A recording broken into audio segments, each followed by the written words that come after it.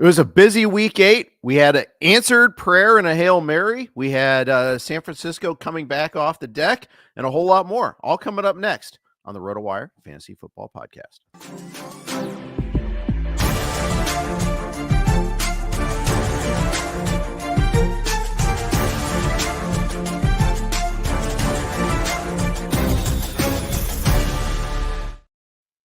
Hey everybody, welcome to the RotoWire Fantasy Football Podcast. Jeff Erickson here with Nick Whalen, and we are excited to break down what happened here in Week 8. Nick, let's jump right into it there. Green Bay, Jacksonville. Pretty good game. Very competitive game. Big injury there for the Packers. Your two competing interests going against each other. Yeah, we had Whalen Bowl this week, which usually happens about every 4 years, this time down in Duval. Just a weird, disjointed game from the jump. Jordan Love kind of started hobbling around right away in this game, and it felt like it just got progressively worse and worse and worse. And, there's a couple plays where he, took a hit on a rollout and he gets up a little bit slowly. Obviously, late in the game, early in the third quarter, he kind of bumps into a Jaguars defender, totally unintentional after a play. And that's really, it seemed like was the final tweak to that groin. But it's interesting, there wasn't a whole lot of information as far as, what he was dealing with, right? At first, there was rumors that it was an ankle, and then you're thinking, maybe did he tweak the knee from week 1 against Philly? And then it turns out to be a groin injury. So just kind of a weird day for the Packers offense as they tried to fight through that Jordan Love injury and then eventually turned it over to Malik Willis. Ugly game early on, first 6 combined drives, 4 punts, 2 picks between the two teams. Jordan Love threw his customary interception, just a bad throw. Tried to find Romeo Doubs across the field, floated it near the goal line, and then 2 plays later, of course, Trevor Lawrence hands it right back to Green Bay. Completely different offense for the Packers, of course, once Malik Willis comes in. We saw the handoff raid. Obviously, Willis made a huge throw to Jaden Reed on just an incredible play design from Matt LaFleur late in the game, bringing Reed across the field. Andre Sisco just kind of falls down. He said he cramped up on that play, and that's why he wasn't able to run with Jaden Reed.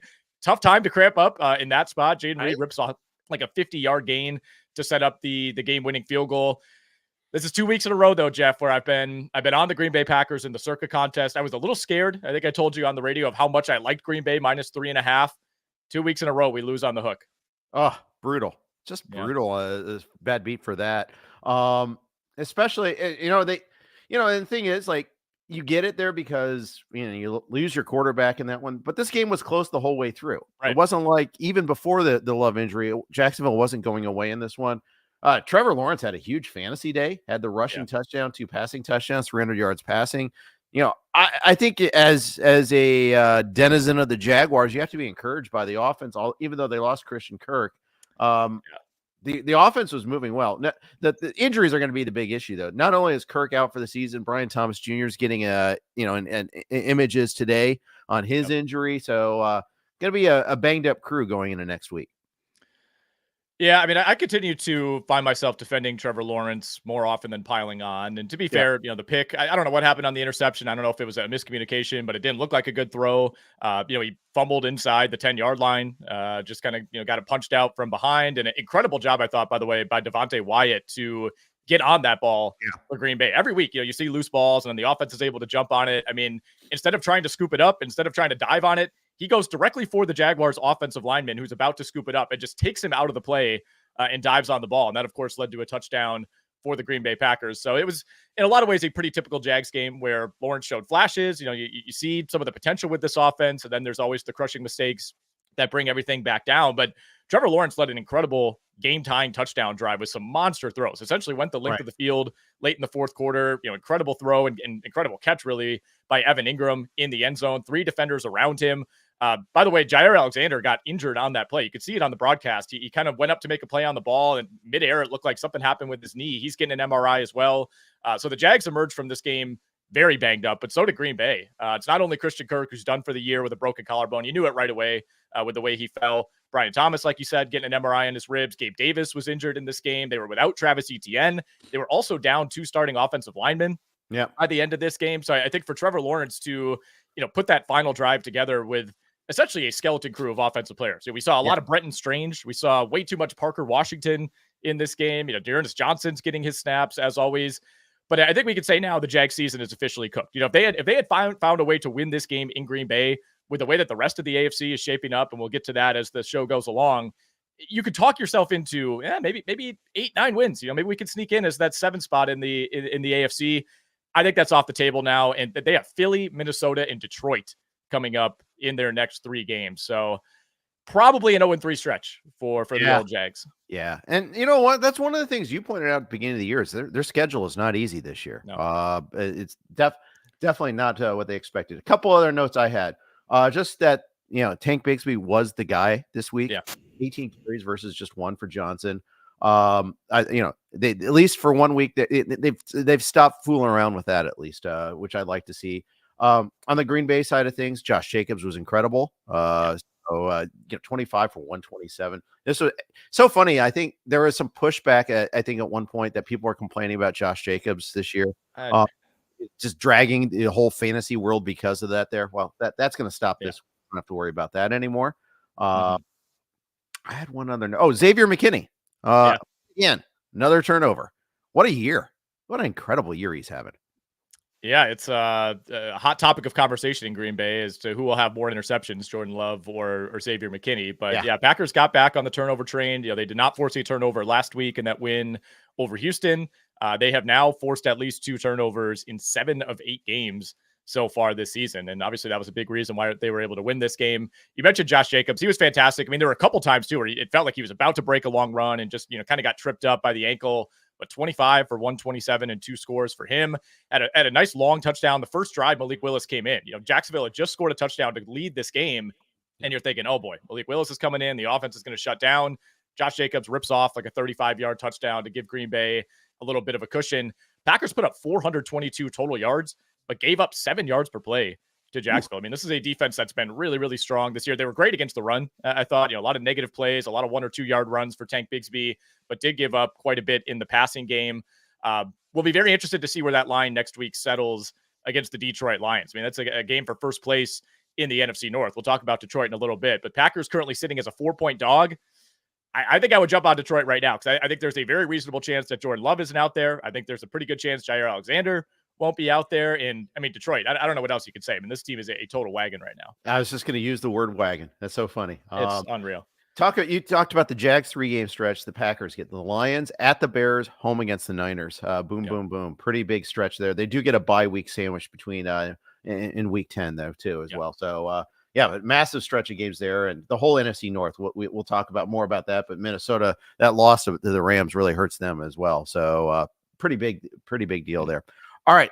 Well, let's go ahead and talk about those Lions there because Detroit, really took care of business. After like a little bit of a shaky start against the Titans there, they just crushed that offense. I don't know what they barely ran any plays. And they still 52-14. Jared Goff only threw 15 passes, but that was good enough to go get 3 touchdowns, only 85 yards.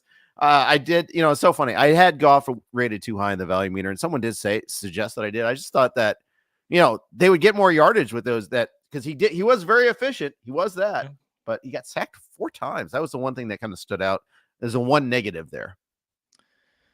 Yeah, this was an all-time anomaly game for a number of reasons, and I'll read off some stats in a moment that kind of prove that point. But this was one where if you were on Tennessee this week, it was just a pure points grab, right? It was tough to make a case for why the Titans would keep this game relatively close or be competitive. But you're like, man, you see that 11.5, 12 out there. That just feels like too much. We've seen all these big dogs have success. And at the end of the first quarter, it was 14-14. I mean, Tennessee's moving the ball. They're ripping off big plays. It kind of looks like we're set for this strange shootout where you still felt good about Detroit winning, but the offense hadn't looked great early in this game. And all of a sudden Detroit's at 35, by the half. They scored their 49th point midway through the third quarter. They easily could have put up 60 plus if they wanted to, basically shut down the entire offense in the fourth quarter. The Lions have scored their most points and touchdowns in any 4-game span now throughout their entire history, which dates back very, very long. Jared Goff finishes the month of October 52 of 65 passing, highest passer rating in the history of the NFL in the month of October. The Lions, as you mentioned, had 9 net passing yards at the half. Just a bizarre offensive game. I had to run a query on StatHead last night, Jeff, just to verify this. So no team has ever lost the yardage battle by more than 150 total yards, which the Lions did in this game, and won by at least 30 ever in the history of the NFL. Tennessee outgained the Lions 416 to 225. They ripped off 5.9 yards per play and lost this game by 38 points. It's just a bizarro game. And it's just obviously turnovers have to be a big part of that there. Getting turnovers on downs, things of that nature there. So then the Lions may be playing with the short, there's the punt return touchdown. So that's another thing there that, okay, Yeah. you don't get a chance to rack up the points there, rack up the yards and the offense there. Yeah, if you've got all these Detroit fantasy interests, you're like, oh yeah, I'm on around St. Brown, must have ate. No, he did Nope. not. He did not Nope. eat. Sure didn't. And, I mean, dude, obviously, if you're going to put up 52 with all those caveats that I just mentioned, you got to have weird things happening in this game. And like you said, special teams was a big part of it. But just such a low volume day for Jared Goff. Another stat that I looked up, no team has ever scored 50 with less than 90 passing yards in a game. Jared Goff finished at 85. It was really only Gibbs and Laporta that gave you a decent fantasy day. And it's not like either of those guys erupted, right? It was just kind of you see 52 on the board and you're like, oh boy, all right, can't wait to check my matchup. Exactly. Probably a little bit disappointed. The Lions had 262 yards worth of kick and punt returns in this game, including the touchdown by Khalif Raymond. At one point, they had 4 consecutive drives that were a 12-yard touchdown drive, a 22-yard touchdown drive, a punt return touchdown, and a 26-yard touchdown drive. Yeah, that's crazy. Just crazy. Mason Rudolph is really bad. He was put he threw 2 interceptions, and it was the quality of the interceptions too are just hilarious. Again, they're Levisian in their nature there. So as Uncle Ted alludes, they were a one-trick pony. Let's just keep forcing it to Calvin Ridley. Ridley, I didn't even think was going to play at one point this week. He missed the first 2 days of practice. Ends up having his best day in a long time, 10 for 143, 15 targets. Westbrook-Ikini did get that touchdown at least, but yeah, just I don't know what you say about this team. It's a disaster. They've traded away Hopkins. They've traded away a linebacker.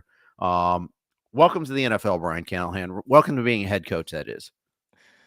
Yeah, you mentioned Ridley. I mean, he had a monster first half. I think at one point he had like 8 catches for 120 yards, only finished with 10 for 143, which somehow felt like a disappointment, but still far and away the best fantasy week of his career, or of his season, I should say.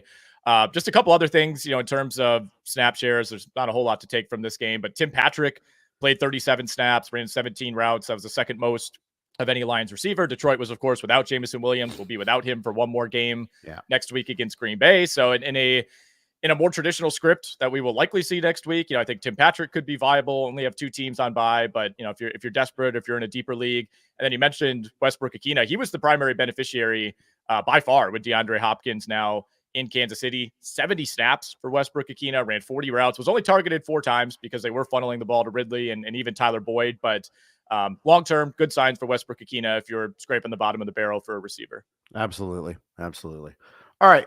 Let's move on let's get it over with here. Bengals and the Eagles. Hey, this game was 17-17 late in the third quarter. Ended at 37-17. Just ugly turn of events.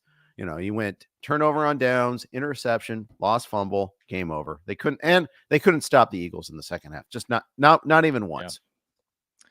Yeah, I told you last week, this was my stay away. I had no idea how it was going to play out. These are 2 teams that I think are different but similar in a lot of ways, in terms of some of their recent success. It's like, yeah, you're winning games, but you're not really feeling good about how you're doing it. Bengals started this game with a 17-play touchdown drive. This game was like way ahead of all the others in terms of, where it was, timing wise in the early window because of, some of these long drives. And initially I'm thinking I'm on the wrong side. I was on the Eagles to win this game outright. And, you see that 17-play drive, and you're like, all right, Cincinnati's going to be able to control clock here. But like we've seen from Cincinnati multiple times, it feels like they just hit a wall at some point in the game and everything falls apart, and everything that's working early on just kind of melts away. And this team, can't convert third and shorts, and everything just looks difficult. They were without T. Higgins, who got injured in practice for like the 5th time in the last 2 years. I don't know how this continues to happen. We saw Andre Yoshivas, fill in essentially as the T. Higgins role. Took a 0 in fantasy, played a ton of snaps, really didn't do anything whatsoever. Bengals finished this game with just 280 total yards of offense, 4.8 yards per play. Philly was at 6.7 yards per play. Since he also could not run the ball whatsoever, just 58 rushing yards in this game. And, Evan McPherson, man, it just feels like every other week, he misses a key field goal. Not that that would have necessarily been the difference, but missed one in the second quarter. That led to a short, game-tying touchdown drive for Philly that felt like it kind of swung momentum early on. Yeah, 54-yarder. So it's like you're like, yeah, okay, I understand. But he also missed like a 50-yarder last week. He's just right. He's and granted, he's had so many good moments, but yeah, it's a little frustrating. He had the leg, just pulled it left Yep. on that one there. It's just every time that the Bengals defense needed to get off the field, they couldn't. That was kind of my take from that there. They put the ball on the ground a lot. Put the ball on the ground 3 times, as a matter of fact. The last one, Gesicki, they finally gave it up. Burrow threw 1 pick. The thing is, there's no margin for error. That the Bengals offense isn't firing on all cylinders against a real team. They lose because the defense just can't get off the field. And they got off the field once, I think, early on. They had a chance to go up 2 scores with that missed field goal. And then after that, it was trouble. And then the Eagles got the ball to start the second half, so the Bengals were playing catch up there. Eagles score, Bengals score, Eagles score, Bengals don't score, game over. And that's the way it kind of worked with that. There's a lot of frustration in Cincinnati right now, not just with Zach Taylor, but probably with Duke Tobin, the GM, essentially. And a lot of this, I keep going back to a couple years ago when they let Jesse Bates walk. And it's just, it's one thing to say, okay, well, we don't want to they're so scared of getting stuck with the bad contract that they buy they're high on their own supply. They think that they can find the next Jesse Bates in the draft, and they've struggled to do that. And they struggled to replace DJ Reader. They struggled. They're just not that deep either. They get 1 injury, 2 injuries, and they're screwed. So that's where they're at right now. And he's been the GM for like 25 years too. I mean, it's Mike Brown. It starts with Mike Brown and his ways. I mean, the fact is they've invested more in this team than they have in the past, but it's still not enough. If you want to be at an elite level and you've got a quarterback like that, you got to follow through the whole way. No half measures. They really miss Jesse Bates. I know it's been a year and a half at this point, but I mean, he continues to be one of the best safeties in football. It feels like every week he makes a big play for Atlanta. Had another one this past week. So I think that's totally fair. You mentioned coming out of halftime, Philly gets the ball, they score, Bengals score. They're like, all right, here we go. Philly scores again to go up 7. Yeah. The game really changed and essentially ended on a just horrific 4th and 1 from the Cincinnati 39, where they run this like swing pass 2 yards behind the line of scrimmage to Jamar Chase. Like that just had no chance whatsoever to convert that. Not only throwing short of the sticks, but throwing behind the sticks. There's multiple defenders right there to snuff it out. It just felt like such a, all right, it's a gutty decision, right? You don't have to go for it. You're only down 1 score. It's still the 3rd quarter at this point. And, to make that decision and then just kind of run this lame play call that you just felt dead from the moment Joe Burrow caught the snap, that's really when you knew, all right, Philly's going to be able to control this game. They get a field goal to go up 2 scores. And then after that, you have the tipped interception where, one cornerback tries to swat the ball down, swats it directly into the stomach of his teammate. Cincinnati fumbles on the next possession. And I think this is a team that when things start to unravel for them, they let go of the rope pretty quickly. It's not an overly resilient team this season, which kind of goes against how you think about the Bengals in years past. Joe Burrow did say after the game, Jeff, they need to win 7 of their last 9 in order to feel good about making the playoffs. The rest of the schedule looks like this: Vegas, Baltimore, the Chargers, Pittsburgh, Dallas, Tennessee, Cleveland, Denver, Pittsburgh. I'm not saying I would bet on it, but it's not exactly a gauntlet. I think that could be doable. But but then again, some of their losses were also viable, and they of course lost. Yeah, like you lose to the Pats, you lose to the Commanders. I mean, it is what it is. That was, by the way, the second worst 4th down play of the week. We got to talk Bears Commanders here a little bit, but for the worst one there, we'll do that. But first, we have a note from our good friends over at DraftKings. We're proud to be brought to you by DraftKings Pick 6. So many NFL offerings each week over at Pick 6. Been enjoying playing on the Pick 6 platform each and every week of the NFL season. Think a certain quarterback will throw for more than 300 yards. How about your favorite receiver scoring a touchdown? Check out Pick 6, the newest way to play fantasy football and win cash right now with DraftKings. Here's how it works. Just pick 2 to 6 players of the same sport and choose if they'll have more or less of a given stat. Yards, catches, touchdowns, etc.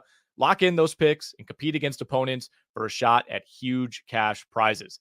Download the new DraftKings Pick 6 app now and use our code ROTOPICK. That's ROTOPICK.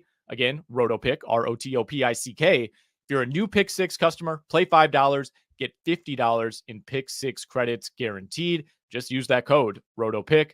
Gambling problem? Call 1-800-GAMBLER. Help is available for problem gambling. Call 888-78-89-7777 or visit ccpg.org in Connecticut. Must be 18 plus. Age and eligibility restrictions vary by jurisdiction. Pick 6 not available everywhere, including New York and Ontario. void where prohibited. See terms at picksix.draftkings.com/promos. Big thanks to DraftKings for their sponsorship and Nick for your dramatic reading. We always appreciate that every week. Let's talk Commanders-Bears since we kind of teased that there. For 3 quarters, the Bears couldn't do anything. They couldn't move the ball at all. Caleb Williams was having his worst day in a long time. And all that progress they had made came out of the bye, and maybe they thought that, okay, we're not going to be facing Daniels. We're facing a wounded team. We'll be all right. And then the fourth quarter happened, and we had just back and forth, crazy fun times.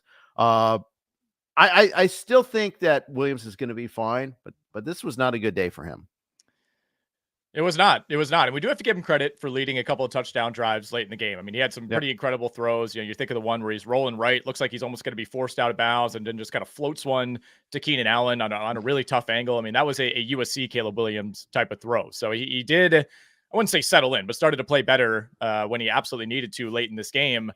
As someone who had the Bears -2.5, thought the hay was in the barn. They pick up that 2-point conversion. They go up 3. We're like, all right, here we go. We had to lock that in. Back on Friday for the Circa contest. And at that time, I didn't think Jaden Daniels was going to play. Obviously would not have made that bet had I known, but I'll happily take the loss in this situation because this was the game of the year. It was the play of the year. No question. I'm really glad we got to see Jaden Daniels versus Caleb Williams. This game was flexed into, the primetime slot with Nance and Romo on Fox. And it just wouldn't have felt the same with Marcus Mariota, but goes without saying, incredible game. Like you mentioned, Caleb Williams had like 35 passing yards through 3 quarters. It looked like week 1, week 2, Caleb Williams, where he's flustered. He's trying to move around in the pocket. He's getting tripped up. He's throwing short of the sticks. He's missing guys downfield. But as the game went along, started to improv a little bit better. Jaden Daniels was really good. I think when you factor in the limitations, Tony Romo kept pointing that out on the broadcast of like, just not as much zip on these balls. Can't really get into it as much as he normally would with those ribs. And, Washington was moving the ball consistently on what I still think is one of the best defenses in the NFL. They just couldn't finish off drives. They didn't score a touchdown until the final play of the game. A lot of field goal drives, a lot of, kind of edge of the red zone type of drives that just fizzled out and resulted in short field goals for Austin Seibert. I think we got to criticize the coaching here for Chicago. They ran a handoff to an offensive lineman on a 3rd and goal from the 1-yard line who promptly fumbled that, just never even got the exchange. That's not the time to pull out what's essentially a trick play. Right. You're able to pound that in. Yeah, you got 2 chances at it with DeAndre Swift or Roshan Johnson. I think you just put that one in there. It was almost returned for a touchdown. Ended up being ruled down by contact, so it could have been more of a disaster for Chicago, but just a really bizarre decision to do that. We saw after the game, Matt Eberflus said, well, we'll give up that first completion to Jaden Daniels, which essentially brought them to midfield and put them in Hail Mary range. Essentially said, we weren't defending it. We're just worried about defending the touchdown at that point. And, it's easy to say in hindsight, of course, but you got to rush more than 3. They bring 3 on the Hail Mary. You got a guy spying Jaden Daniels. He's not even rushing. He's just kind of following Jaden Daniels' eyes just behind the line of scrimmage. Who cares? Let Jaden Daniels run. Let him run for 45 yards. As long as you stop him short of the goal line, you got 7 guys down there to tackle him. What are you doing? And, of course, we've all seen the play where 29, is literally chirping the crowd as the play is going on. He runs in just in time to tip it right to Noah Brown. It did feel like it felt like the right team won here because Washington certainly played better. It looked until that play like Chicago was going to pull off its 4th undeserving win of the season. So I'm glad it happened the way it did. Obviously, this going down in Washington, just one of the great crowd pops that we're ever going to see. Such a fun game. And Washington, man, I mean, they have officially emerged from fun young team. We'll see where this goes to. I mean, looking like one of the best teams in the NFC. Would I pick them to beat Detroit in a playoff game? No, I wouldn't. But they're sitting at 6-2, and it's essentially now a 2-team race in the NFC East. Right. Dallas's misery continued Sunday night. So we'll which we're about to cover, but it was a huge win for the Commanders. 4-0 at home too, for what it's worth. There, it's kind of wild to see that there. Like you said, though, them and the Eagles, and we get 2 games against each other there. Looking forward to those games. Those should be incredibly fun games. Looking forward to both of those coming up here in the future. And we'll see what happens with the Commanders and if they can kind of follow through it. I mean, this is the thing too. You get a fun young team, they usually get a pretty good schedule too. That they're going to go ahead. Yeah. They've got some tough games coming up. They've got a divisional game against the Giants again. Steelers, Eagles coming up on the 14th on short rest. I wish that game were not on short rest.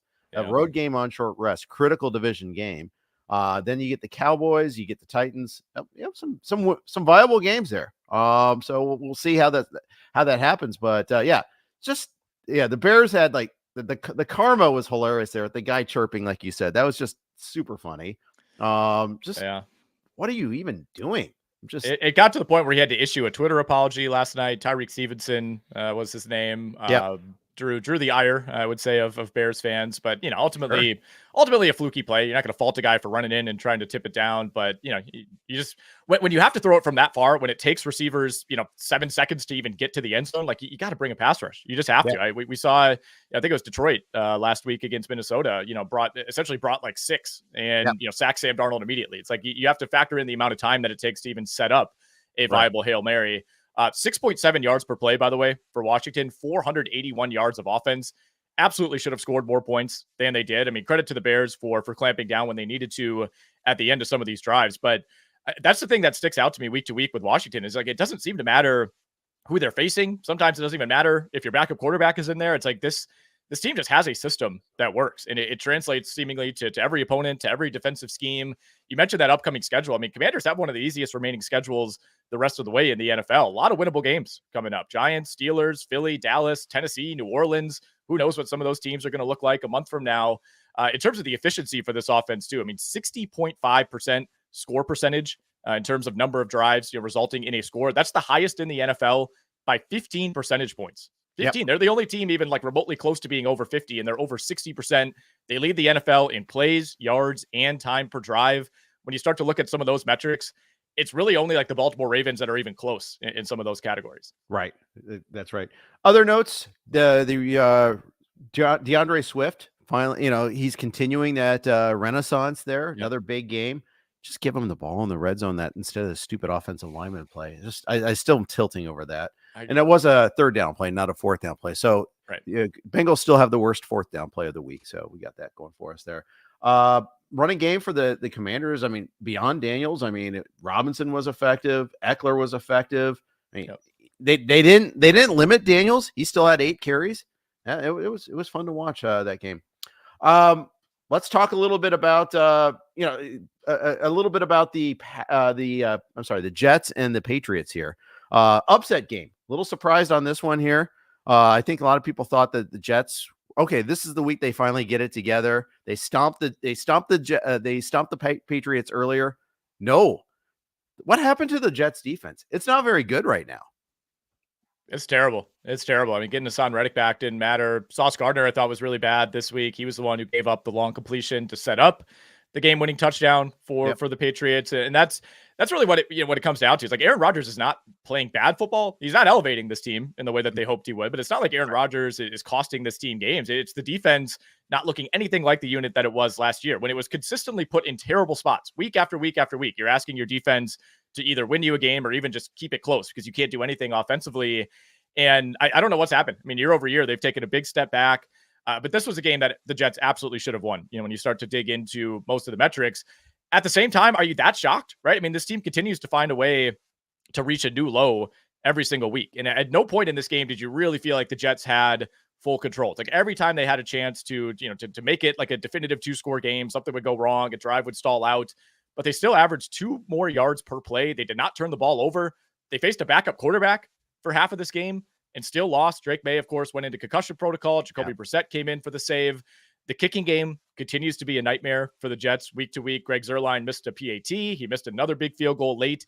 He's now 9 of 15 on the year overall. 2 misses inside 40 yards. He's 1 of 4 between 40 and 49 yards. It's not like he's just, not hitting his 58 yarders. Like he's missing the field goals that just about every other kicker in the NFL is making at like a 98% clip. Jets still struggling to finish off drives as well. They had a 2nd and 1 at the 11. They gained 0 yards and kicked a field goal. Touchdown there would have made it a 2-score game, probably puts it away. They gave up multiple 3rd and long conversions on that final touchdown drive for the Patriots. Devontae Adams, just not really much of an impact, 4 for 54. One of those catches came late in the game. He was really doing nothing until that. Garrett Wilson, 5 for 113 on 8 targets. They're just a mess of a team, man. They're a mess of a team that just finds ways to make these ridiculous mistakes week after week. And this is another game where I had to pull up StatHead and do some research. So since 2010, teams that allow under 4 yards per play. Patriots finished at 3.9 and do not commit a turnover. There have been 199 games that fit that criteria. Those teams are 195-4. 195-4. Wow. They're the first team since 2012 to lose a game in which they commit 0 turnovers and held an opponent under 250 total yards. Ironically, the last time it happened was also a Green Bay Aaron Rodgers team. It's week to week. You could find a stat like this for the Jets. I mean, it's just I think for a team that's had a lot of low points, this feels like maybe the lowest given the expectations. Absolutely. And the thing is, they had that yardage, very little yards allowed, but they also only had 2 sacks. They had no turnovers forced. Right. And you have to grade on the curve. You've got a rookie quarterback and then Jacoby Brissett. You've got a patchwork, terrible offensive line you're going against, and that's all you can do. Kind of remind me of like the Bengals losing in week 1 of the Pats, where it's a similar thing. Like they had 1 or 2 sacks. They didn't force turnovers. Like you need the defense to have a big day. You need them to step up because the Pats defense is actually decent. As long as they're not on the field for 40 minutes of the 60-minute game, then they're going to be pretty decent. Finally, they gave 12 carries to Braylon Allen.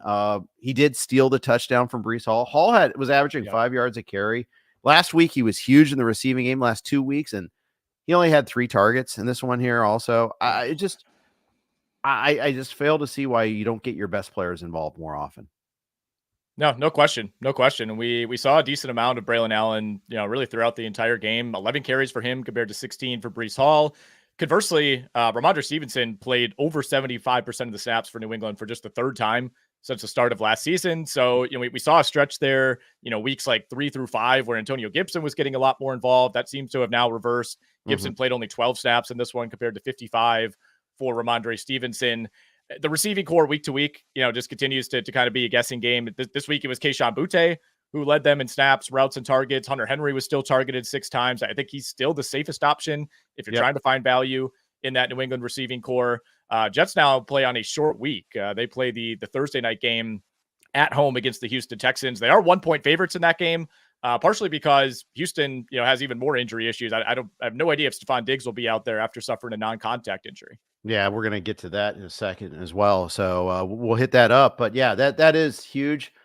And the Texans pass offense still doesn't look right, but that's also even before the injury. I didn't think it looked right, but that hurts. We're gonna hit up Falcons-Bucs next, but first, quick note from our friends at Circa. If you're listening on the podcast, all right, thank you for your patience there. Falcons-Bucs. This is we talked about a team with mega injury issues. The Bucs are that, especially losing both Godwin and Evans last week. Godwin for the season. And yet Baker Mayfield came out firing in this game. Cade Otton was just like a target monster. Yep. But the Bucs pass defense is now all of a sudden a pass funnel. And they got totally exploited by Kirk Cousins yet again. Yeah, Cousins was dialed in, man. 23 of 29, 276 yards, 4 touchdowns for him. 2 of those went to Kyle Pitts, who finished 4 for 91 with 2 touchdowns. Nearly had a killer blunder where I don't know what he was doing. Like, there were defenders in the area. It's not like this was like the breakaway touchdown of all breakaways. And like, as he's crossing the goal line, he not only brings the ball down, but he brought it like behind his back. Yeah. And apparently we just didn't have the right angle. There was nothing directly overhead or nothing in terms of like a pylon cam. So they to me, it felt like they just went with the call on the field. It looked really close. I think it could have gone either way. It looked to me like maybe that ball was loose just before he crossed, but avoided a killer blunder that probably would have cost Atlanta the game. I still think you got to come out of this game feeling pretty good about Tampa Bay, being down Mike Evans and Chris Godwin, and you still compete. Bucs had a chance to win this game late, thanks to some blunders by Atlanta. Younghoe Koo missed a 46-yarder that would have made it an 8-point game. That gave Tampa Bay good field position with a chance to put the game-winning score on the board. Atlanta could not gain any yardage after having a 1st and 10 at the Tampa Bay 30 with 2 minutes left. This continues to be an issue week to week for Atlanta. Like, this team, like when they have a chance to close it out, like the play calling either turtles up or they get too aggressive. Like, they just at that point, all you're trying to do is force timeouts, pick up one last first down. And they went ultra conservative and essentially lost yardage and had to take that field goal. Not a good week for Drake London, unfortunately, despite, Kirk Cousins having the big day. Kyle Pitts ended up being the big winner there. Baker still throws for 330, 3 touchdowns, did have 2 picks, but had to take some chances in this game. So I don't necessarily fault him for that. You mentioned Cade Otton, Jalen McMillan, targeted 7 times. You'll take that, but just 4 for 35. We saw McMillan, Trey Palmer, and Sterling Shepard all play at least 45 snaps. So in terms of the distribution, it was about what we expected. And it was more of a Rashad White and Bucky Irving day with only a little bit of Sean Tucker mixed in. Saw a lot more Bucky Irving on the early downs, and those two essentially split the goal line carries for the Bucs. Yeah, that's right. And, it's they're going to have to just find ways to get by, whether it's Raheem Jarrett with a few catches in there, but it was really odd. It seemed like, the obvious play. I used him in the pentathlon DraftKings contest that we do. Mayfield, it's not super efficient. He threw 50 times to get his 330 yards. He had the 2 interceptions. He didn't get sacked at all because the Falcons can't rush the passer. That's I think a big glaring thing there from that. Falcons also, they're weird. They've won 4 games in division already. They win every tiebreaker basically, and the Saints are self-imploding. The Carolina's just them. So it's really about the Falcons versus the Bucs. So basically, they essentially have a 2-game lead now on the Bucs in the division. So they're sitting really pretty there, and yet I'm just not convinced that this is a really good team. I'm not either, man. I'm not either. They're like the Texans of the NFC to me, where they continue to win these games, but it's just, you have questions about the coaching, questions about the usage for guys like Bijan Robinson. Like we still saw a lot of Tyler Algier late in this game. Like they love kind of bringing him in as the closer, and he was just not good, lost a fumble and just wasn't as effective as he normally is. But the schedule, I think, does set up pretty well for Atlanta going forward. I mean, one of the easiest remaining schedules in the NFL. They have the 4th easiest right now in terms of opponent winning percentage. You get home game against the reeling Cowboys next week. Then you get the Saints. Who knows what that team will look like. Going to Denver, I mean, that's a tougher game than you probably thought it would be, but still very winnable. You still got the Raiders. You got the Giants on the schedule. You get the Panthers again in Week 18. So they are firmly now in the driver's seat in that division. They are indeed. Let's talk about the Texans that are the Texans, holding on to beat the Colts 23-20 in this game. And honestly, the injuries are just such a killer there for the Texans, but the Colts are just like a cover machine. They find ways to, either win games that they shouldn't or stay close in games that they shouldn't. I just don't think they're that great of a team, but the Texans, they should have won by more, I guess, is my takeaway from this one here.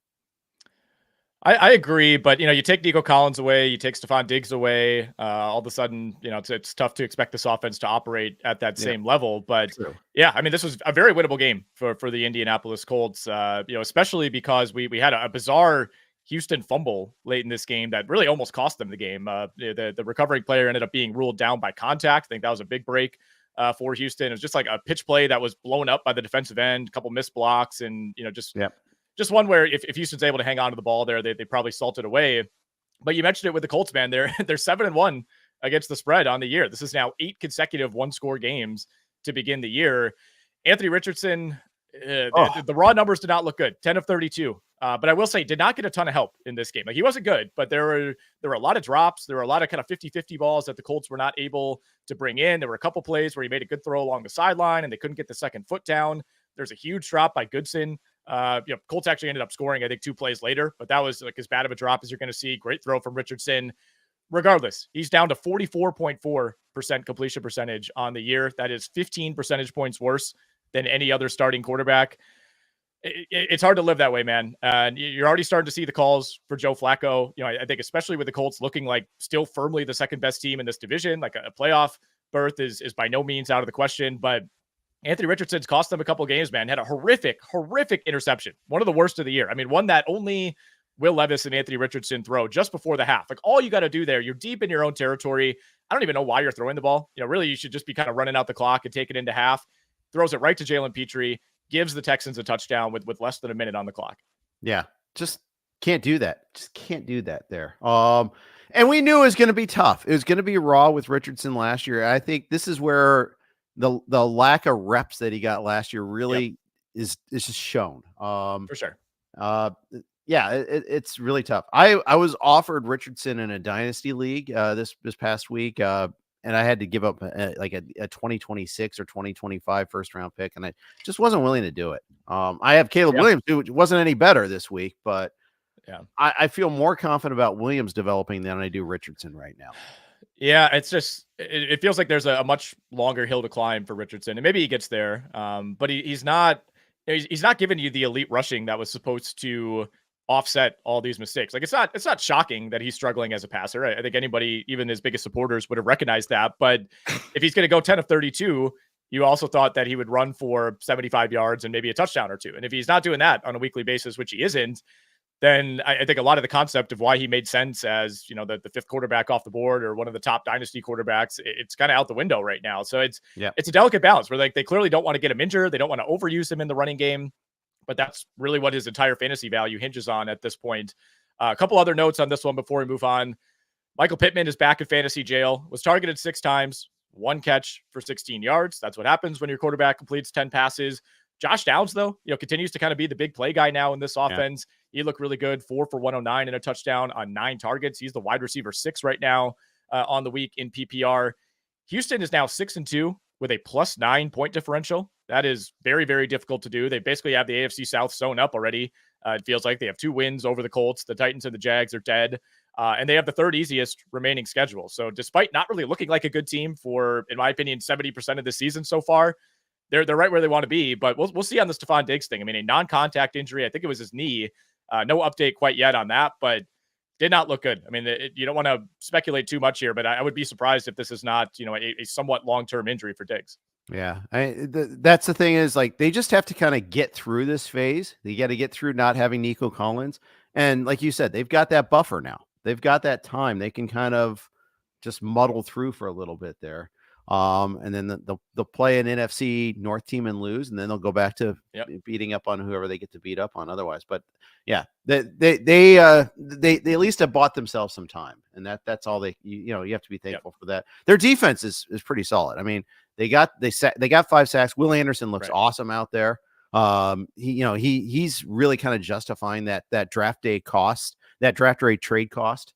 And you gotta like what you're seeing out of that, at least. Yeah, he's been great. And the last thing I'll say too is Joe Mixon is carrying this offense week to week. I mean, he did it again. Like they're forced to, I think, play these games in a way that they really don't want to. It's like this was supposed to be this high flying, passing game with CJ Stroud, and they just can't really do that right now with all the injuries, specifically Collins. And it feels like every week now it's like 20 to 25 carries for Joe Mixon, just got to bleed him out. 25 for 102, not crazy efficient, but found his way into the end zone. I feel like without Joe Mixon, this team would be like a 3-win team. I really believe that. Like he has been fantastic for them. Yeah, he sure has. Arizona goes to Miami, gets the win in Tua's comeback game. They get the back and forth game. Really kind of, low key kind of a fun game on this one there. Dolphins, another team though, that this really crushes them. I mean, they got through the Tua, being gone, and it was a horrible stretch, and yet they weren't completely dead, but this is a game they had to have. It was a game they had to have. It was a game that I think clearly Miami expected to just go in and be able to win in their sleep, and that was not the case. I mean, the defense just could not get stops late in this game. Just a brutal loss for Miami. They went up 10 midway through the third quarter, then immediately took a safety on a bad snap, and then after that gave up a long touchdown drive following the safety punt. And you're asking the defense to get one more stop late in the game. They couldn't do it. Gave up a 13-play, 5-minute drive that brought Arizona all the way down for an easy field goal. Miami really had a chance to kind of put this game away right before that drive. 6 minutes left. They have a 1st and 10 at midfield, gained 1 yard over the next 3 plays, and ended up punting it away. So, when push came to shove, Miami just really couldn't get the completions that it needed. We saw Raheem Mostert vulture a couple of touchdowns. That was frustrating. Still a decent day, though, for Devon Achane. 10 for 97, 6 catches for 50 yards. So in PPR leagues, you did okay. Tyreek Hill, 6 for 72. Waddle, 4 for 45. That's fine. On the Arizona side, huge games for Trey McBride and Marvin Harrison. I mean, those were the 2 guys in this offense. Harrison caught more than half of his targets for only the 2nd time this season. McBride has just been so rock solid every single week. Miami fumbled 4 times in this game. I believe they only lost 1, but ball security continues to be an issue every single week for this team. And Kyler Murray, man, I mean, the Arizona Cardinals are in first place in this division. It doesn't feel that way. It doesn't feel like they've played well enough for that. They continue to steal these wins on a weekly basis, but I remain really impressed with Kyler Murray. I know the fantasy numbers haven't necessarily been great, but this dude is impossible to sack. Like the amount of times that the Dolphins had a free rusher, kind of going right at Kyler Murray. Oftentimes it was Jalen Ramsey, who's like one of the surest tacklers at the position in the NFL. And Kyler just never goes down. It's insane. Like you have to have him surrounded by like 4 guys. And even if it doesn't result in a completion, they're never in these like, 2nd and 17s because Kyler just finds a way to avoid that. So every single week, he was doing it last week against the Chargers too. The guy's impossible to sack. Yeah, he is. He is, and that's a huge weapon. Huge if you can do that. And yeah, he's fully mobile. Like last year, Yep. he was working his way back. He had the delayed start to the season. Like, are they going to unleash him this year? He's fully unleashed. And it's really fun to see. He didn't do a whole lot in the running game, but he No. did so much else just to buy time on that one there. Four fumbles, none lost by Miami, but every time you put the ball on the ground, it stalls a drive. And so there's that. Yeah. It's just the big plays aren't there yet in the passing No. game. They had 130-yard pass to Tyreek. Achan had a huge day. In fact, they need to get him the ball more than they do. Yeah. 10 for 97. Did have 6 catches on 8 targets. So they did work on getting him the ball more, but they're almost they almost have too many weapons, and they're like insistent on using everybody. And I would narrow that tree a little bit and make sure like you get Achan, you get Hill, you get Waddle more touches. Get these guys more, and maybe they will over the future. But hey, time's ticking. I mean, their season's not done. Kind of like the Bengals, the season's not done, but they better get going. Well, they're second in their division at 2-5, so no, it's not over. I mean, that middle zone of the AFC, it's going to change week to week. Like they're not totally out of it, but you got to play at the Bills next week and then at the Rams. You have to win at least one of those. You might have to win both of them, and I think both of those games look more difficult now than they have at any point this season. Absolutely. Let's move on. Let's talk a little Browns-Ravens.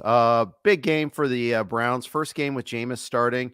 Just a night and day difference there. Just moving the ball a lot more. And a lot of this is the Ravens have a terrible secondary that's hurt by injuries right now. Two of their top 3 corners were out. But guess what? It's against the Browns, that's supposed to be a center square game for your defense, and it wasn't. Yeah, we talked a lot about the Jameis berserker factor coming into this game, and I mean he lived up to it, right? I mean, this was if Jameis has kind of become a meme for better or for worse, but he's still a much better quarterback than Deshaun Watson. He clearly infused life into this team, and I feel like you knew right away maybe that the Browns weren't going to win this game, but you knew they were going to cover. You knew Baltimore was not going to be a walk in the park game for the Ravens, and a lot of it was offensive mistakes for Baltimore. Obviously, the defense is what ended up really costing them the game, but the Ravens were just sloppy. Lamar looked frazzled early in this game. He's missing throws. He misses 8 Flowers for a wide open touchdown. He had nobody around him. Lamar just overthrew him. Later in the game, he had Isaiah Likely running completely by himself. I don't know if Likely puts it in because he would have had to run like 70 yards, but there was nobody else in the frame, and he overthrew him as well. Rashad Bateman had a huge drive or a huge drop, which he blamed on the sun. Sure. I mean, I'm sure that it impacted it. I mean, great ball by Lamar. It's just one that you have to camp under. If you're Bateman, it just goes right off his chest. That was huge. Ravens got stuffed on a 4th and 1 on their first drive of the game. Just kind of one of those, like, we need to score here no matter what. And, it just ended up being the wrong decision. Justin Tucker also missed a big field goal that would have tied the game early in the 4th quarter. That set the Browns up with good field position. Ravens ultimately finished this game 2 of 12 on 3rd and 4th downs. Meanwhile, Cleveland 8 of 15 on 3rd downs. They were great on 3rd down last week as well. So, start to see some signs for the Browns. I still think this is a team that's probably cruising for a dead season, but a huge win to kind of at least reinvigorate some life into this team. But a very even game overall. It's not like this was some lucky win by the Browns. I mean, in terms of yardage, in terms of time of possession, things like that, these look like 2 even teams. Browns could not run the ball though. However, Nick Chubb carried 16 times, 5 for Deontay Foreman, got almost nothing on those. Yeah, exactly. He is, Chubb's getting the volume, and there'll be weeks where he gets the goal line carry, so that will kind of translate a little bit better there. I'm impressed with Cedric Tillman. He, if you landed on him instead of like say Bateman, like I did, you could see night and day difference. What a difference one week makes. I think Bateman will still have his other games. He's just got to play games at night apparently, and he'll be fine. So we don't have to worry about the evil sun on him. But huge game go ahead touchdown there for Tillman. Just a different team. Like the Jameis factor, it's beautiful to see. It really is. They're so much more fun when you've got like a wild card like Jameis out there. And you actually have some life. So and they played an Inspire game. Their Browns long-term radio announcer passed away after a long battle with leukemia. They dedicated the game ball to him and all that. This is he had the new quarterback. The team was inspired this week, and it's just a reminder. I think the NFL served as a reminder this week that unless you're Carolina, every team has a chance. There was a lot of that this weekend. Yeah, this felt like a redux of like week 1 and week 2 when you just Yep. felt like you had no idea what was happening here. You mentioned Tillman. I mean, what a pickup if you did get him in leagues this week. 7 for 99 and 2 touchdowns on 9 targets. He's the wide receiver 3 right now on the week behind only CeeDee Lamb and Ladd McConkey. 47 PPR points for him now over the last 2 weeks. Seeing a big target share in both of those games since the Amari Cooper trade. Elijah Moore was targeted 12 times. Jerry Jeudy was targeted 8 times. Obviously David Njoku is going to be a part of this offense. So it feels like as long as Jameis is out there, I mean, there are 3 or 4 fantasy viable options in this Browns passing game all of a sudden. I will say, as much as I love Jameis, 2 massive dropped interceptions. One, but he just like fired as hard as he could into the end zone. There was no receiver in the area, and that was dropped. And then one of the worst drops of the year, especially given what happened, in the ensuing drive. Kyle Hamilton had a chance to put this game away. It was thrown right to him. And he dropped it. And a couple plays later, Jameis pulls off that miracle throw to Tillman. I will say Derrick Henry, only 11 carries in this game. And this is not one of those games where, Baltimore's down 3 scores and they have to rally back. They ran like 60 plus plays. It wasn't a weird script. I don't know how Derrick Henry only carries the ball 11 times. He was running well, 73 yards and a score. Yeah, agreed. I was going to mention that too. They got to use him more. I know it's not the 25 a game Henry anymore. He's not on the Titans, and they do want to think about the long term, but 11 also seems a little too little there as well.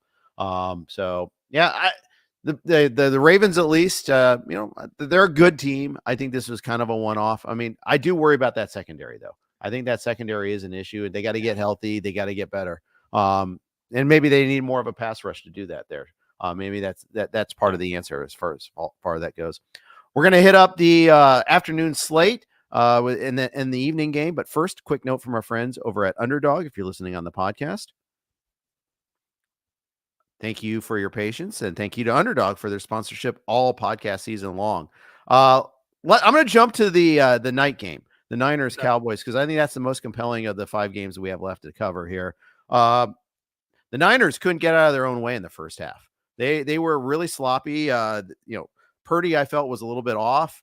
Debo had a couple of drops. They just this game, they were down 10-6 at the half. It could have been a lot better in their favor.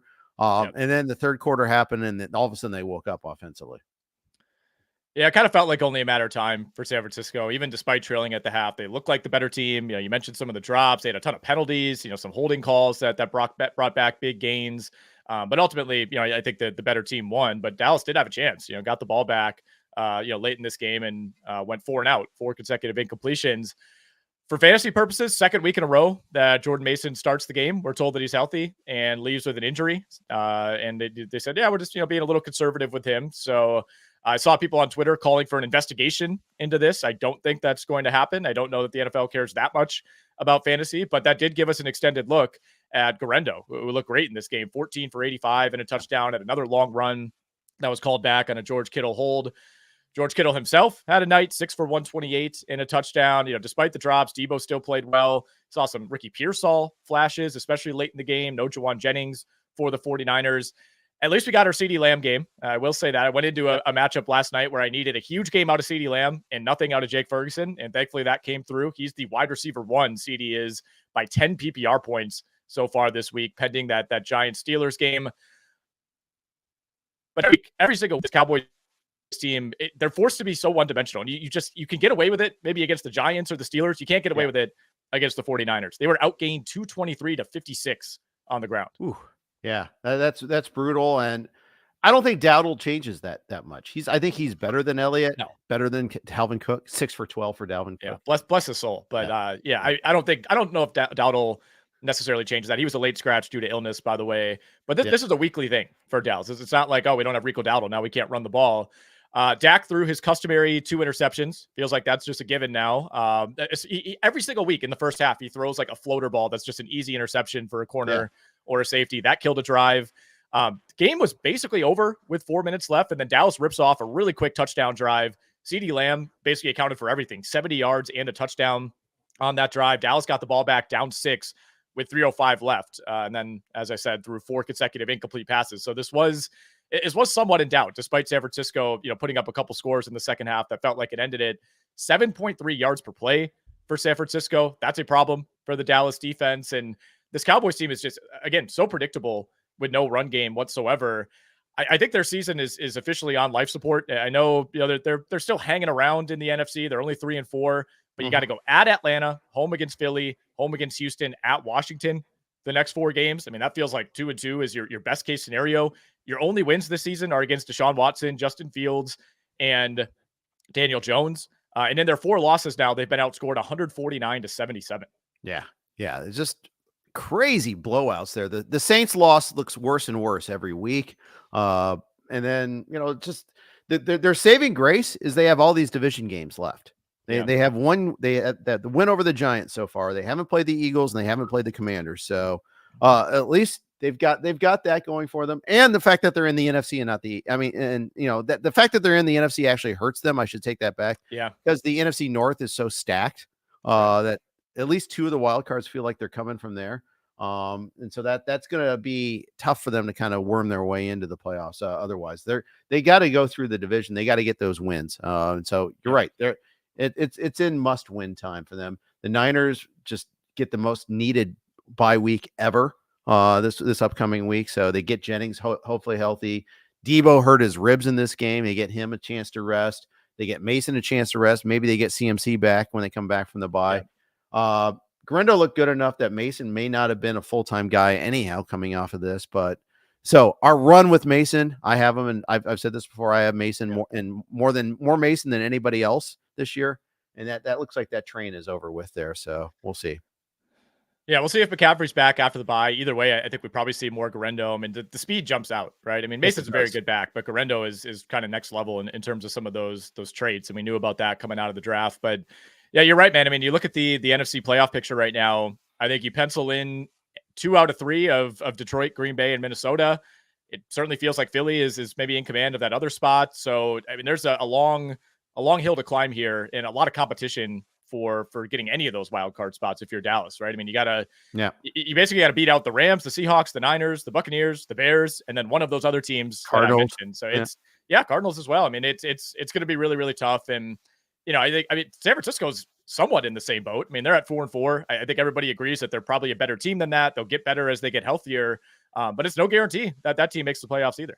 Exactly there. So tough loss there against a wounded Niners team. Yeah, they had their chance, just came up short.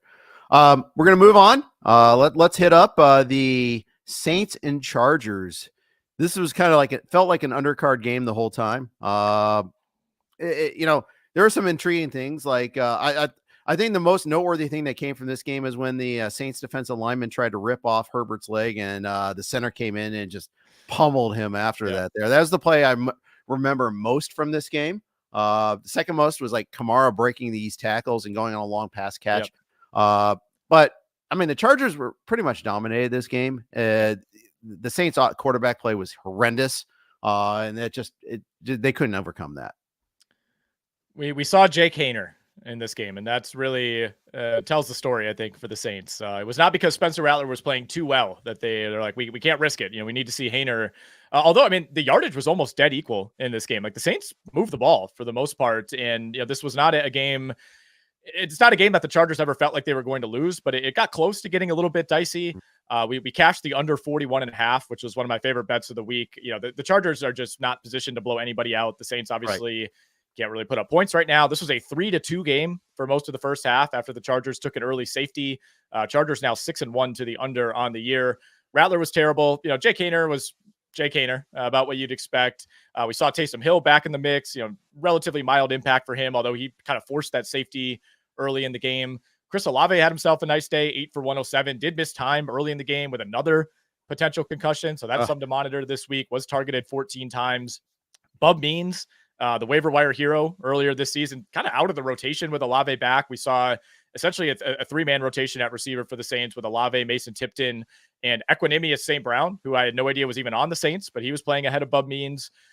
Once again, just love Justin Herbert. I think if he was on almost any other team, we would talk about him a lot differently, but looked great again this week with very limited options. Ladd McConkey had a huge day, had an 80-yard touchdown in this game. The Chargers, though, they're able to control clock. That's what they do every week. They put together an 8-minute touchdown drive in the second quarter that essentially wiped out any early momentum that the Saints had from that safety. And Blake Rupe missed a 44-yard field goal that essentially ended the game. Had he made that, would have been a 1-score game. Maybe something wacky happens, but that was a huge, huge miss. Once again, though, Chargers didn't run the ball all that effectively on a pretty bad Saints defense. I mean, J.K. Dobbins, 17 for 54, did salvage his day with a touchdown, but starting to kind of lose some of the steam that we saw from him early in the year. Yeah, that's right. This is one of those like only a game only Jim Harbaugh or your mother could love. I mean, it was just it was kind of ugly. Question from Johnny Vang: is Ladd McConkey the number 1 receiver in LA? Yeah, he is. Yeah, for the Chargers, that is, not in the entire city. He is. This was the breakout game we're kind of looking to see from him. A lot of that came from a 60-yard play, but hey, those count just the same as anything else.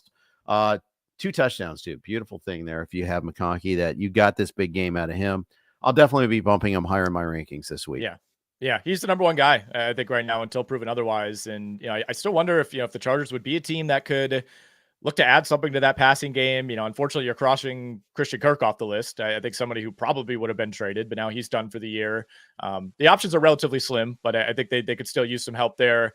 Last thing I have on this game, it's now 6 straight losses straight up for the Saints. They, of course, started the year 2-0. They scored 91 points in those 2 wins. They have 94 total points in these last 6 losses. Yep. Just ugly. Offensive line injuries matter. And, they're down to their 3rd center, and it shows. Yeah. I think that's one of the big takeaways for me as far as that goes. Let's move on to Bills-Seahawks. Another game. This game was not competitive, Nick. The Bills just crushed on this one all the way through. The Seahawks offense looks miserable without DK Metcalf. Yeah, I was on the Bills -4 in the Circa contest. I just thought this was kind of a weird line. I think Seattle was maybe be a little bit overvalued coming off of that win last week against Atlanta, but this every week is a mistake-prone team, and this was a comedy of errors game for Seattle. I think the heavy rain early in the game was a factor here, but my goodness, I mean, Seattle just non-Will Levis division, they continue to make some of the craziest mistakes that you'll see. They had kind of a fumbled exchange near the goal line that resulted in like a 25-yard loss. They go for it on essentially a 4th and goal from the 1-yard line. The play never even happens because Geno gets stepped on by his offensive line, who's trying to pull, and just steps on his foot, and Geno just falls down. Like, there's not even a defender in the area. He just kind of laid there and accepted his fate. And once that happened, you kind of knew it was off to the races for Buffalo. The Bills rolled up 222 more yards of total offense than Seattle, 6.4 yards per play for Buffalo. They won the time of possession battle by 17 minutes. Yeah, it was just such a non-competitive game. I mean, 14-3 at the half, 24-3. I mean, Seattle got the late, who cares, touchdown from Charbonnet. Kenneth Walker, 9 for 12. Just terrible game. He did catch 4 passes at least. Your guy, Jackson Smith-Njigba, I like how I pinned that on you, by the way. Yeah, it's on me. He is a Whalen guy, though. 6 for 69, so he did get more at work, but it's just kind of like, okay, is that it? I guess. We saw so little out of Tyler Lockett, only 3 targets in this one. You figured that with no Metcalf, you'd see a lot more Lockett. That didn't happen. No, I mean, even in what should have been like a plus passing game script for Seattle, they were just so inept that they couldn't even sustain enough drives to make it worthwhile. When you're down 2 or 3 scores, only ran 47 total plays. 47 plays. That is just brutal. Only had 17 first downs. They were 1 of 8 on 3rd and 4th downs combined in this game. Started the game with a 3-and-out and then immediately gave up a 9-minute touchdown drive to Buffalo. So I think the writing was on the wall early on. A couple other fantasy notes here. I mean, James Cook had a really nice bounce back game. Amari Cooper, just 1 catch on 2 targets. Played only 38 snaps, so we didn't see the big jump week over week that we thought we would. Played fewer snaps than both Keon Coleman and Khalil Shakir. Shakir had a nice day, 9 for 107. We did see Cooper rotating out once this game was basically over in the 4th quarter, but only played 56% of the Bills' offensive snaps through 3 quarters. So apparently, kind of still getting him up to speed. Yep. They'll need him more against Miami next week. And I think you'll see him. I wouldn't be, it's frustrating that you had this day from him if you rostered him, but I wouldn't be that concerned going forward either. I think there'll be better days ahead. There are 2 more games left, no bye weeks here. So a lot to cover. First, quick note from the Blue Wire Network. All right. Thank you to the Blue Wire Network for being our host for like the last 4 or 5 years. It's been awesome being on the Blue Wire Network. Let's talk a little Chiefs Raiders. Again, the The Chiefs actually have been a cover machine this year until this week. The late touchdown, garbage time touchdown for the Raiders prevented that cover. 20, but it was really kind of the right side for the most of this game. The Raiders were close. They had that you couldn't convert on a fourth down sequence there after getting a turnover. And that was like a huge sequence in the game. Then the Chiefs went down, got the score. They were up 27-13 late, but for the most part, the Raiders were within this number most of the game. So it was probably the proper result. Yeah, I was on the Chiefs here, so I'm a little bit bitter about the Chiefs letting up a 13-play drive for the Raiders to end up covering this thing. Converted just a couple ridiculous, third and longs, fourth downs on that drive. You just kind of saw the writing on the wall, as it was playing out. But yeah, I mean, it was close. It was close. I'll give you that. Mahomes threw that pick midway through the third quarter. It was a 17-13 game. The Raiders taking over at the Kansas City 3-yard line. Mahomes kind of gets his arm tipped as he's throwing it. I mean, it feels like that happens every week now. He continues to just throw picks at a ridiculous rate. But the Raiders take over first and goal from the 3 and end up 0 points. 0 points on that drive. So after that happened, you knew Kansas City was going to win, but the cover obviously still eluded them. Neither team could really run the ball at all. Alexander Mattison, 14 carries for 15 yards. That's not misleading at all. It felt like that. Kareem Hunt, 21 for 59. Yeah, Chiefs did not play well, really, in this game. I thought they would come out a little bit more inspired. There's seemingly a motivational edge here. Raiders beat them last year. They're talking sauce about Patrick Mahomes over the summer. And this was not exactly the rip your hearts out, type of game that we thought, I thought at least we might get from Kansas City. Chiefs were, though, 12 of 16 on third down. So they did a good job extending drives, just didn't necessarily pay those off. 8 targets for Xavier Worthy. You like to see that. In terms of the workload for DeAndre Hopkins, only played 23 snaps, only targeted 3 times. So kind of the Amari Cooper treatment from last week. Yeah, exactly. And I think that was what was expected. He only had 2 days of practice with the team. And so they installed like 10 to 15 plays for him. They ran a couple of those multiple times, obviously. It was a Travis Kelce game finally got in the end zone, 10 for 90 in the touch. So he at least came through. But yeah, I mean, yes, they have Hopkins, but it's an older Hopkins. They have Woody, but he still makes some mistakes. They don't have a whole lot in the way of passing weapons. So, and you got a divisional foe that's very familiar with you there. So, and yet, we're finding flaws for a 7-0 team, the only undefeated team in the NFL. Yeah, I mean, it's just hard to believe every single week that it feels like the Chiefs kind of play the same game and are just able to choke these teams out. And certainly the schedule has been a part of it, but they're the only team that's consistently beating everybody in front of them, and not having these random letdown games. This is now 13 wins in a row dating back to last year for Kansas City, which you just don't really see very often in any version of the NFL, especially the modern NFL when we have all this parity.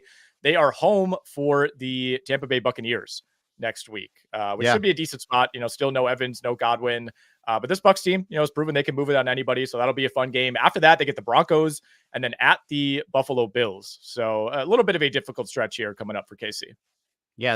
So they're going to have a tough schedule every year. That's the thing. It's like every year they're going to have, until they go through their one bad year.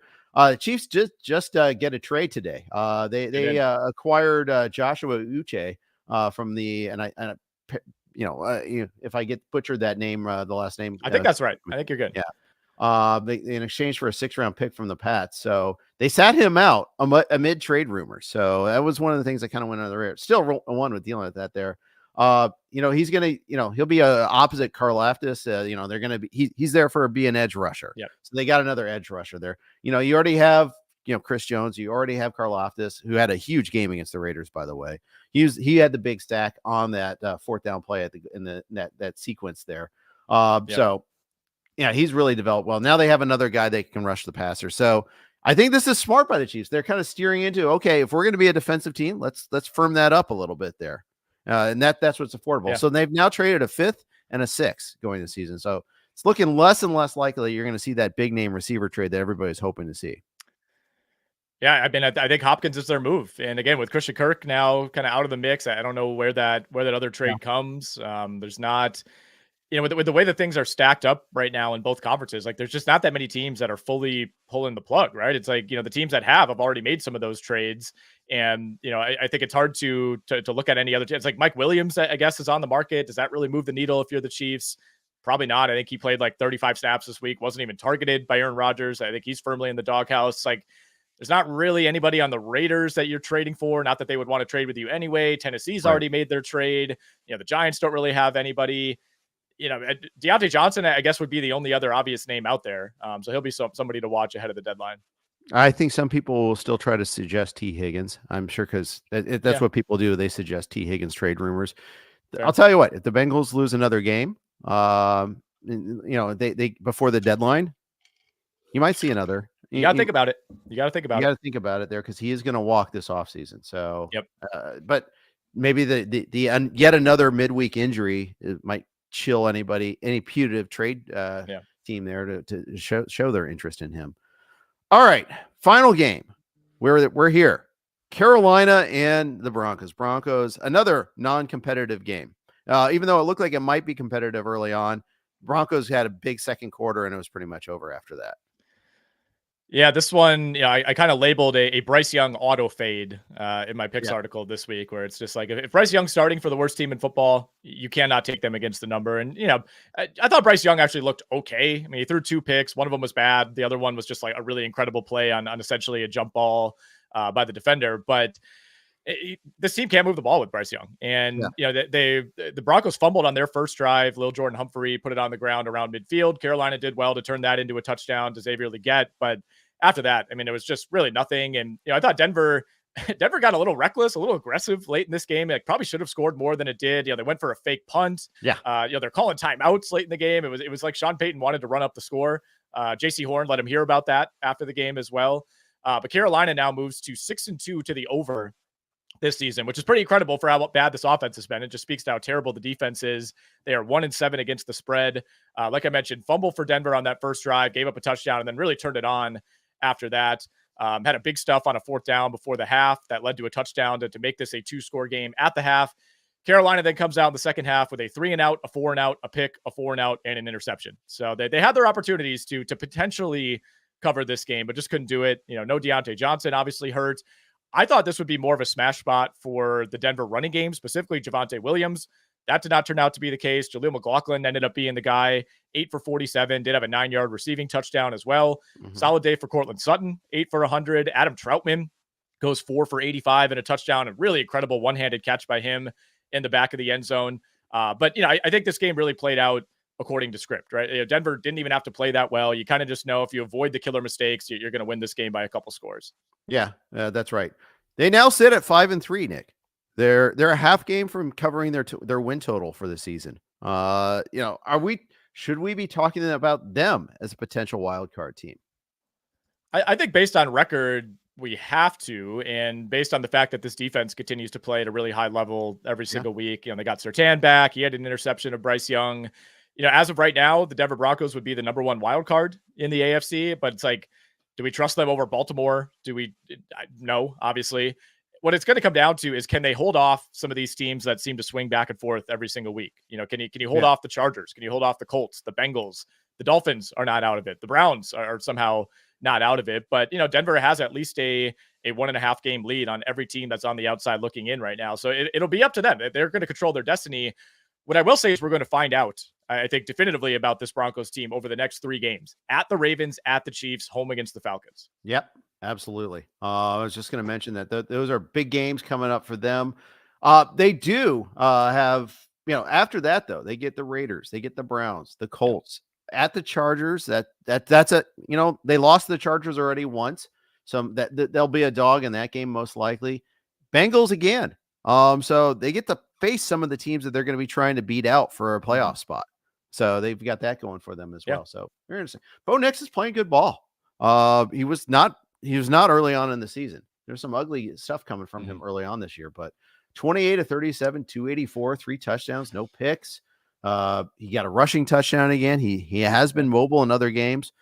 We see like the good and the bad with him. Like the Saints game, like his numbers were good. We saw some really horrific passes early in that game. Like you could see the individual missed passes, but you can also see some good stuff out of him too. He's still a liability, but the good is starting to outweigh the bad, I would Yeah. say. And it was the complete opposite, through the first 3 games of the year. But I think, I mean, he's definitely good enough to beat the bad teams for sure. We could say that. And we could, you could kind of piece through the Broncos schedule. It's like really their only good win, I would say, is at Tampa in week 3. And that one has looked better and better as we get further away from it. But, the other wins are like a 1-pointer over the Jets in a weird game. You beat the Raiders, you beat the Saints with nobody, and you beat Carolina. So we'll see. I'm still skeptical of this team, but it's really going to come down to, like, to me, can you get one win out of these next 3? Can you be sitting at, 6-5 coming out of that stretch as opposed to 5-6? Because like you said, you got some winnable games after that. You get Vegas, you get Cleveland, you get the Colts. It's going to be those 3 games, I think, at the end of the year where in my mind, I think the Broncos will have a chance to play their way into the playoffs. It's just a matter of, can you get a couple of wins over the Chargers and the Bengals in week 16 and 17? They do get Kansas City in week 18, but I would say there's a pretty good chance that you're not getting the full force Kansas City Chiefs in that game, which could also help. Yeah, exactly. You probably will not be facing Mahomes, so that is funny. One other fantasy note for me: very disappointing game for Javonte Williams. Really great against the Saints last week. You're like, okay, he's back on track. You get Carolina, just the worst run defense in football, and you go 17 of 40 for 44. McLaughlin gets the goal. He ended up not getting the touch, so because he was eventually ruled out. But Bo Nix got the quarter QB sneak. But Williams had his chance at the goal line, couldn't get it in. Just kind of frustrating if you had Javonte Williams. Yeah, for sure. I mean, Broncos just had no big plays on the ground in this game, which is not what you typically see against this Carolina defense. But they only had one run go for more than 10 yards. It was exactly 10 yards by McLaughlin. Yep. So, yeah, that was kind of the one part of this, I guess, that didn't play out according to script. Yeah, exactly. Chuba Hubbard, 15 or 56. We might be seeing Brooks next week. This might be it, for his run as like a full-time back. We'll see how they split up the work there. They were already giving Miles Sanders too much work, in my opinion. Only 1 carry, but he got that catch, that weird 4th down play they had, by the way. There was another bad 4th down play that failed. But other than that, any other notes from this before we sign off? Not much. I mean, I'm seeing a tweet right now from Adam Schefter that says he thinks the Panthers will trade Deontay Johnson, which I think would make sense. Expiring contract, super tradable. Sure. Obviously, this is not a team that has playoff designs this year. Only other kind of high level notes I have, and I hate to even mention this because if you watch football at all this weekend, you were just beaten over the head with it. But it was a huge week for tight ends. 18 tight ends have double-digit PPR points heading into the Monday night game. We saw the most ever catches in a single slate of games for tight ends on Sunday. And, in terms of the betting side of things, starting to come back around this week in favor of the books. The 10 most bet sides at DraftKings are 4-5 so far, pending the Steelers -6. So if Steelers win by at least a touchdown, it's going to be a break-even week essentially for the public. But our night's 2-week run of just decimating, those poor sports books feels like things are starting to come back around as they should. Yeah. All right. Good notes. All right. That's going to wrap it up. Nick and I are going to be back at it tonight on the SiriusXM show. You can catch us 8 to 10 p.m. Eastern time. Check us live on in your car or on the SiriusXM app. Of course, if you like our podcast, hit that like button, hit that subscribe button. You can hear all the RotoWire podcasts. And if you want to check out RotoWire, go to rotowire.com/pod. Thanks everybody for tuning in today. We'll be back at you again next week. Take care.